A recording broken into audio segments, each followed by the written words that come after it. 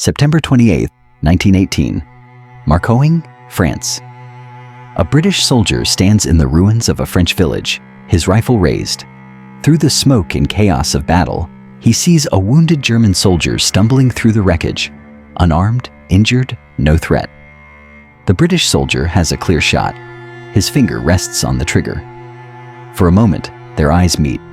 The wounded German looks at him, not with defiance, not with hatred, just exhaustion, defeat. A man who wants to survive. The British soldier lowers his rifle. He lets the wounded German walk away. 20 years later, that British soldier, Private Henry Tandey, will see a photograph in a newspaper and recognize that face. The wounded German he spared in 1918. Adolf Hitler. This is one of the most controversial stories of World War I. Did it really happen? Historians debate it to this day.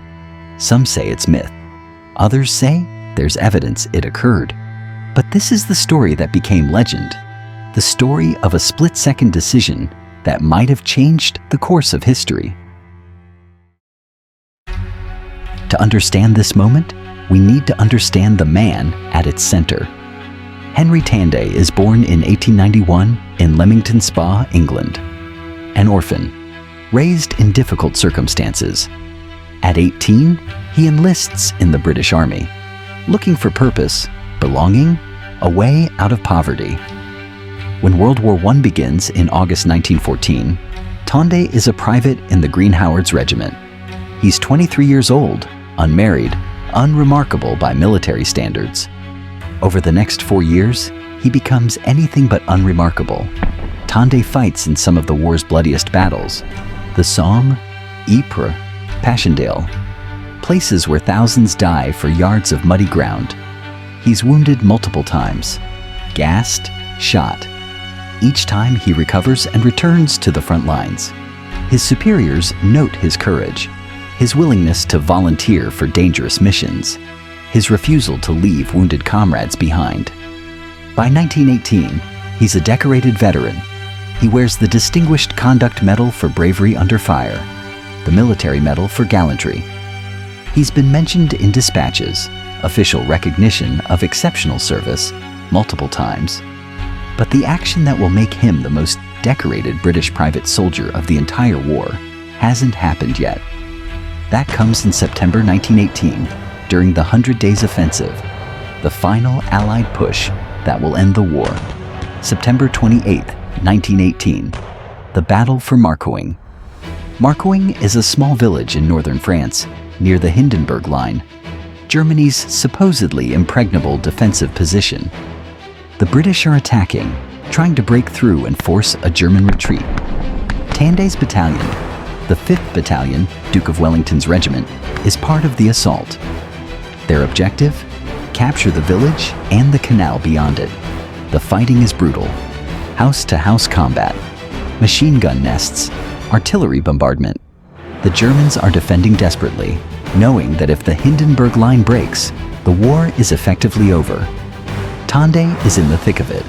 According to military records, he single-handedly captures a German machine gun position, saving his platoon from being cut down. He leads an assault on a fortified building. He carries wounded men to safety under heavy fire. His company commander watches him charge across open ground toward a German position, rifle blazing, grenades in hand. It's the kind of courage that seems suicidal, except Tandey survives. By late afternoon, the British have taken Marcoing. The village is in ruins. Buildings collapsed, streets cratered by shells, the air thick with smoke and the smell of cordite. The German forces are retreating, some in organized units, others in scattered groups, trying to reach their own lines before they're captured or killed. That's when, according to the story, it happens. Tandey is moving through the village, checking buildings for holdouts, when he spots a wounded German soldier. The German is stumbling through the rubble. He's clearly injured, limping, one arm clutched to his side. He's not carrying a weapon, not a threat. Tandey raises his rifle. It would be a simple shot. Enemy soldier technically still in combat. no one would question it. But the German looks at him. In accounts Tandey would give decades later, he describes that look. Not fear exactly, not pleading, just exhaustion. A man at the end of his strength, a man who's had enough of war. Tandey lowers his rifle. He doesn't shoot. The wounded German nods. Some accounts say he makes a small gesture of thanks and continues limping away, disappearing into the smoke and ruins. Tandey watches him go, then turns back to his own duties. In the chaos of battle, the moment passes quickly. One wounded enemy soldier spared among thousands of casualties that day. It's a small act of mercy in an immense war. Nothing remarkable. Nothing that would make history books. Except, according to the legend, that wounded German soldier was Adolf Hitler. This story asks a question that has no easy answer. What would you have done? If you find yourself thinking about this decision long after this video ends, consider subscribing for more untold stories from history that challenge how we think about war, morality, and the choices that shape our world. And if this story made you think, share it with someone who appreciates history's most profound what-ifs. The Battle of Marcoing ends with a British victory. Tandey's actions that day, the machine gun capture, the assault leadership, the rescue of wounded men, earn him the Victoria Cross, Britain's highest military decoration for valor. He's now the most decorated British private soldier of World War I. 5 medals, including the Victoria Cross, Distinguished Conduct Medal, and Military Medal. But none of the official citations mention the wounded German he spared. Why would they? It wasn't an act of valor, just a moment of humanity in an inhumane war. 7 weeks later, on November 11, 1918, the war ends. Tandey survives, returns to England, tries to build a civilian life with his medals and his memories. Adolf Hitler survives too. Returns to Germany, begins his political career in the chaos of Germany's defeat. And for nearly 20 years, neither man knows about the other. The story resurfaces in the 1930s, though accounts differ on exactly how. According to some versions, Hitler sees a newspaper photograph from 1918. It's a painting of British soldiers at Marcoing, and one of the soldiers in the painting is identified as Henry Tandey. Hitler allegedly recognizes him as the British soldier who spared his life. According to other versions, when British Prime Minister Neville Chamberlain visits Hitler in 1938, the infamous appeasement meetings before World War II, Hitler shows him the painting and tells the story directly. "That man came so near to killing me that I thought I should never see Germany again," Hitler allegedly says. "Providence sent me away from the doorstep of death." The story makes its way back to Britain. Reporters track down Henry Tandey, now working as a security guard, living quietly in Coventry. They ask him, "Did you spare Hitler's life in 1918? Tandey's response, according to contemporary accounts, is cautious. He remembers sparing a wounded German soldier at Marcoing. Many witnesses confirmed Tandey's courage that day. The location, the timing, it all fits. But can he confirm it was Hitler? He can't be certain. It was 20 years ago in the chaos of battle for just a few seconds. If it was him, Tandey reportedly says, "I'm sorry I didn't shoot the bastard." But as historians would later point out, there are problems with this story. Hitler's military records from World War I show he was wounded in 1918, but in October, not September, and at Ypres, not Marcoing. Different battle, different time, different place. Some historians suggest Hitler fabricated or embellished the story as part of his self-mythology, portraying himself as someone chosen by Providence to survive and lead Germany. Others note that German units did retreat through Marcoing in late September, and Hitler could have been there during that retreat, even if official records don't reflect it. Military records in wartime are often incomplete. The painting that allegedly sparked Hitler's recognition exists.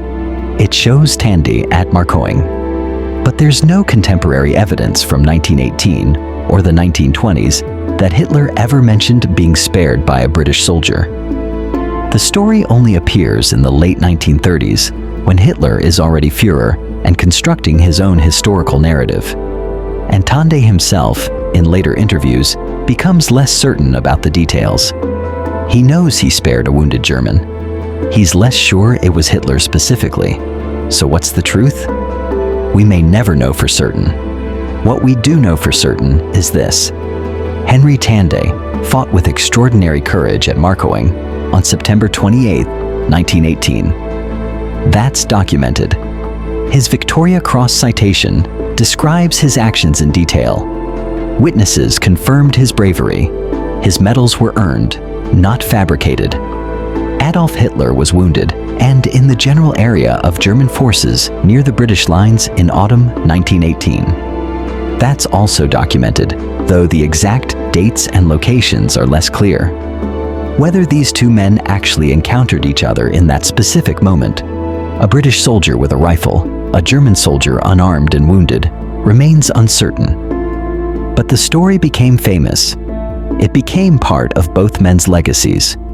For Hitler, if the story is true, it was Providence saving him for his destiny. For Tandey, it became a burden.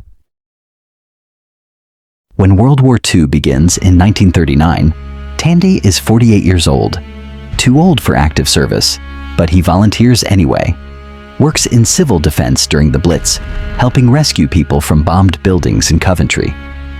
Coventry is devastated by German bombing. Hundreds die, thousands lose their homes. And Tandey, according to people who knew him, is haunted by the thought, if he had pulled the trigger in 1918, would any of this have happened? If the story is true, his act of mercy in 1918 led indirectly to the deaths of millions. It's an impossible moral weight to carry. But as historians would later point out, it's also unfair. No soldier in 1918 could have predicted the future. Tandey made a human decision in a moment of war to show mercy to a wounded, unarmed enemy. If every soldier who showed mercy in World War I is somehow responsible for World War II, then the lesson would be, never show mercy. Always kill defeated enemies. That's not a lesson anyone should draw from history. Henry Tandey survives World War II, lives quietly in Coventry until his death in 1977 at age 85. In his later years, reporters occasionally ask him about the Hitler story. His responses vary. Sometimes he seems to believe it might have happened. Sometimes he expresses doubt. Sometimes he simply says he can't be certain. What he never expresses is regret for showing mercy to a wounded soldier in 1918. "I wouldn't have shot him anyway," he says in one interview. He was wounded. He wasn't armed. It wouldn't have been right. That's the soldier's code, the rules of engagement, the line between combat and murder. Tandey followed that code, whether the wounded German he spared was Adolf Hitler or just another anonymous soldier retreating from a lost battle. Tandey acted with honor. And if the story is true, if he really did spare Hitler, then the tragedy isn't Tandey's decision. The tragedy is that the wounded soldier he showed mercy to became someone who showed no mercy to millions.